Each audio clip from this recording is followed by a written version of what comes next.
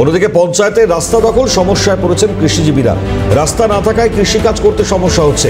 এই অভিযোগে এবার সরব হয়েছেন গ্রামের মানুষজন। রায়গঞ্জ ব্লকের ভিটি কাটিহার গ্রাম, সেখান থেকে অভিযোগ এই এলাকায় প্রায় 150 পরিবারের বাস।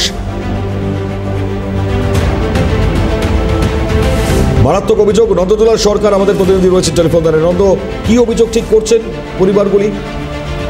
দেখো, বলে রাখি যে 10 নম্বর মারাইপুরা গ্রাম পঞ্চায়েতের অন্তর্গত ভিটি কাঠিয়ার যে গ্রাম, সেই ভিটি কাঠিয়ারের গ্রামের বাসিন্দারা যেটা অভিযোগ করছেন যে তাদের দীর্ঘদিন ধরে কিন্তু এই দীর্ঘ কয়েক বছর ধরে পঞ্চায়েতের অধীনে একটি রাস্তা ছিল। সেই রাস্তা কিন্তু দিয়ে তারা কিন্তু কৃষিকাজ করতে যেত এবং ফসল তারা কিন্তু উঠে নিয়ে এসে ওই রাস্তা দিয়ে নিয়ে আসতো।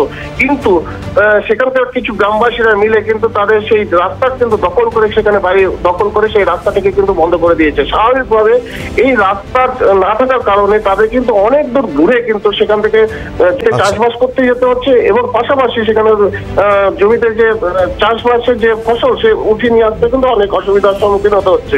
বারংবার প্রশাসনকে জানানো হয়েছে এবং পঞ্চায়েত থেকে শুরু করে ডিএম অফিসের থেকে শুরু করে সব জায়গায় কিন্তু জানানো হয়েছে, কিন্তু কোনো কেন সুরাহা হচ্ছে না এটাই বড় প্রশ্ন। ধন্যবাদ। আপাতত নজর রাখুন। নন্দদুলাল কথা বলছিলেন আমাদের প্রতিনিধি নন্দদুলাল সরকারের সঙ্গে।